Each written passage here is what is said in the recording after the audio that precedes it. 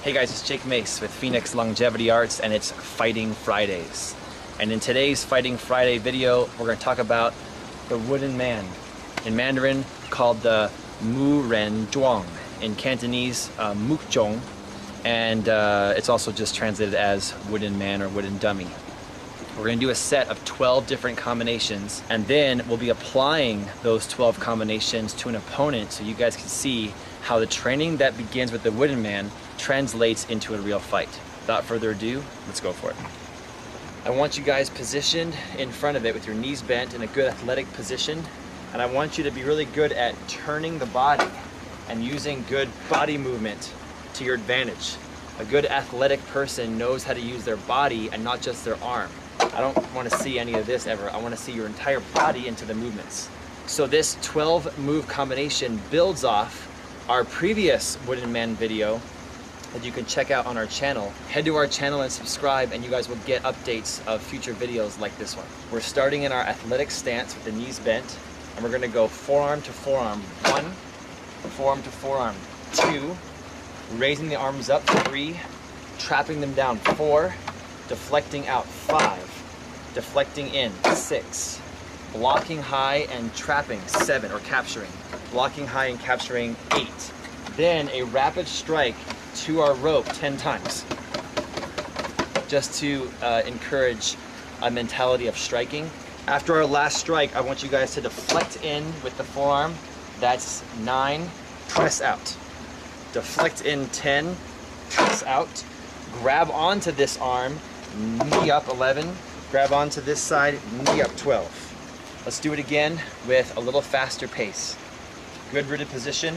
We're gonna come forearms first. 1, 2, 3, 4, 5, 6, 7, 8, 9, 10, 11, 12.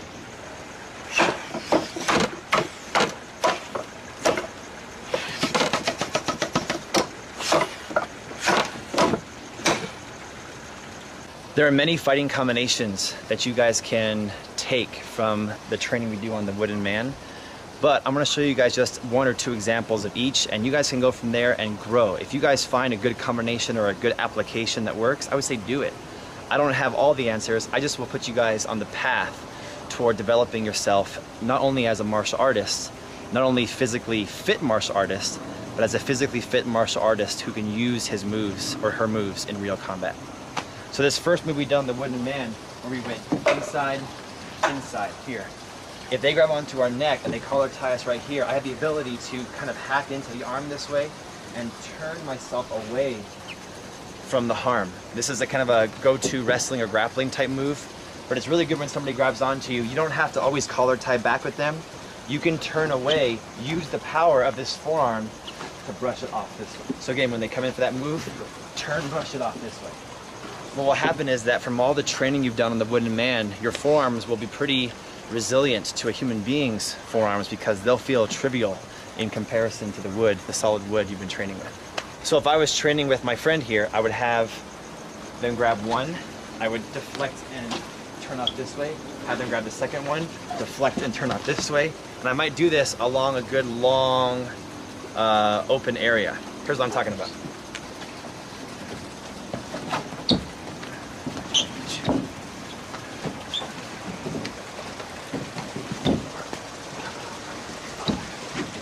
Look at how I'm not using my arm necessarily, it's my whole body turning away.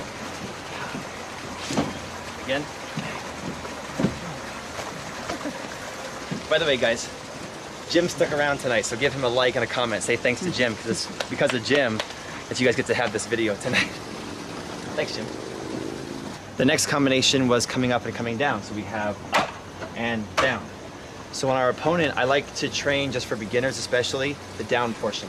When you grab onto my neck, like you're gonna grab in and kind of go for a good knee up, I might try to snatch right on the joints that way, and then use my knee first, or snatch down and use my headbutt, or snatch them all the way off, and then come up with my punches to the head.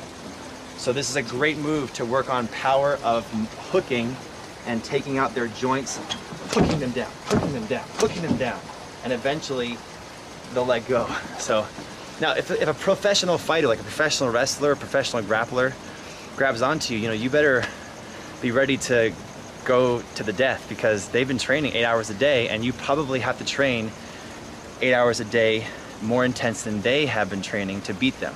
But for the most part, if you have to defend your life, it's not going to be a skillful professional fighter who's going to be fighting you. It's going to be some chump. So they grab on again. We're going to be trapping down here, pulling down, trapping down, and using anything we want, coming back in with any combination to respond to their attack.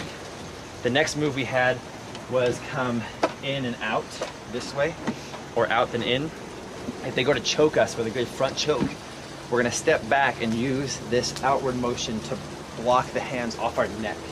Immediately come back in with the forearms, chopping into their neck, and then grab behind and knee straight up into the gut.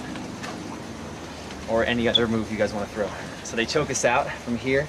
We're going to create some distance, step back, get my athletic stance, and I'm going to block these hands out, move in, immediately come into their neck, and knee straight up with whatever knee I want. So to combine the moves together, the first one we have a lock behind the neck, block in here and turn away. The next one we have them grabbing behind our neck.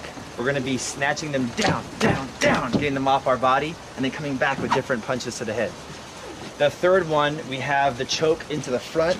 We have a create space step, a block out this way, but we don't want to block too far out. We want to block just enough to allow us to come in and hit them back, and then pull into our knee with whatever leg we want.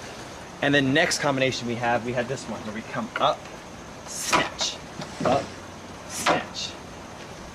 This is one of my favorite things. If you guys are in a good fighting stance with the hands up, and we are throwing some punches, we're throwing some spinning side kicks, we're throwing some hook kicks, trying to get in all those different moves. We're making them think we're going to use those strikes. And all of a sudden, come underneath, snatch here to the inside, or snatch here to the outside. The reason why in a real fight I like to be outside is because it allows me to snatch down, and it closes him off to any attacks that will come back at me. If you guys go to the inside, you might get tagged in the face with the other hand. Right inside there. So when we have our strikes, make them think we're going to be a striker hitting into the body, coming in for a good hit to the head. Maybe a nice spinning side thrust. Coming in this way, all of a sudden, snatch, pull, and out of the way. And notice how I didn't just block. I came underneath and I really snatched it down and turned his whole body away. I have openings to the kidneys, to the head, or just to push away, create separation and flee. I want you guys to really think about on the street in a real fight, the goal is not to kill the person, the goal is to stop the fight. You should not be initiating the fight, you should be stopping the fight. And a skillful martial artist has the ability to neutralize the conflict without anybody dying. Because no matter how skillful you are, nobody can take a life back. So martial arts, traditional real martial arts, is about preserving life, not ending it.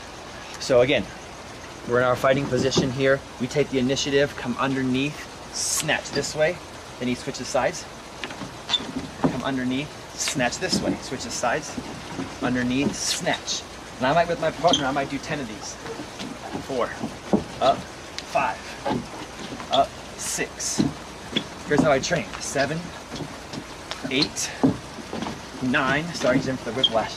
10, back to the dummy. 1, 2, 3, 4, 5, 6, 7, 8, 9, 10. Back to my amazing partner. 1, 2, and so on. Back and forth, back and forth, back and forth. It's like cross training for Chinese Kung Fu. We're at the end of our combination. Moves 9 and 10, we're coming inward block and then pressing out with both hands. So we had in, press, press. I love these techniques because the ulna, this outside bone, is really kind of like the weapon of the empty hand fighter.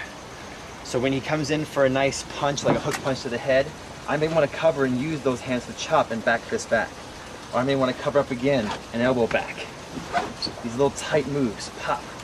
Little tight moves, pop. So that's my first move here. Inside, and the other arm. Inside, back fist. Inside, elbow. Inside, he comes in for the other punch. Cover.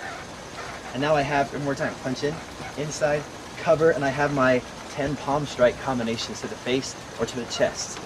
So I'm always working to keep my body in a good defensive position, cutting with those arms, but keeping my hands open for my center line attack. But then he might have a roundhouse kick in his arsenal, so I can deflect that thing inside this way. So I work on about 5 of these with my partner. 1, 2, 3, 4, 5. And the other side for 5. 1, 2, 3, 4, 5. I'll come right back to the wooden man. 1, 2, 1, 3, 4, 5, 6, 7, 8, 9, 10. Right back in. Roundhouse kicks for 5. 1, 2, 3, 4, 5. Other side. 1, 2, 3, 4, 5. Then the punches. 1, 2, 3, 4, 5. Then the other side. 1, 2, 3, 4, 5. And I'll try like right-left combination punches. 1, 2, 3, 4, 5. Bang. Other side. 1, bang. 2, bang. 3, 4, 5. Then I'll go back 5 more with my center line attack after each double fist combination. 1, 2, 3, 4, face. 5, bang. 6, bang. And then the other side again. With these techniques, my palm is hitting with the bridge, the ball of my hand to the bridge of his nose, or the butt of my palm to his chest. And it's going to create some nice bruising, always to the center line. Our last move, when they come in, they might have this nice stance. I might be able to grab onto this arm and knee straight up into the body. Let me do 5 of these. 1, back in, collapse. 2, 3, 4, 5. Other side. Grabbing this way. 1, 2, 3, 4, 5. Right back to the wooden man. Capture. 1, 2, 3. The board is really solid. 5. Other side. 1, 2, 3, 4, 5. Right back to the opponent again. Capture. 1, 2, 3, 4, 5. Other side. Capture. 1, 2, 3. Giving them those nice square knees. 4, 5. And that's kind of how I do it. I don't like to just sit here and waste my time only on the wooden man. But if I just work with my partner, I get a little sloppy. I like to train both. Equal parts flour and sugar, equal parts training and realism. But then Jim and I might go into the sand pit and do a few full sparring free rounds, which we'll have coming up on Fighting Fridays. Maybe the next one will be a free sparring round. You guys have been asking for it. We'll do some free sparring coming up. Let's review our 12 move set one more time, and then you guys can be off to train on your own.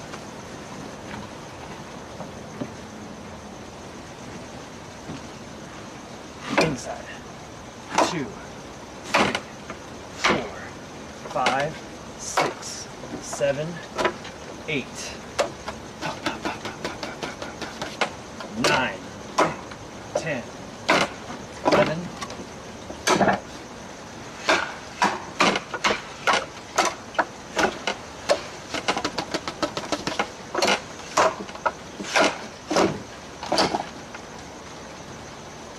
If you guys use this tactic of going back and forth, you will become so good at fighting because you'll be strong from the training. You'll have good timing because you have a nice, trusting and friendly partner who helps you develop your skills. Then you'll bring that timing and skill into the real fight, and you'll have realistic training. Wish you guys a lot of luck. I hope you guys enjoyed this first time ever we've had Fighting Friday. Hit the like button for us, subscribe, tell all your friends about our channel. Get yourself a nice wooden man. Again, my student Fred, who hooked us up with this one, thank you for the wonderful wooden man. And I will see you guys back here tomorrow for Weekend Weapons. We have a really awesome weapon video set up for you guys.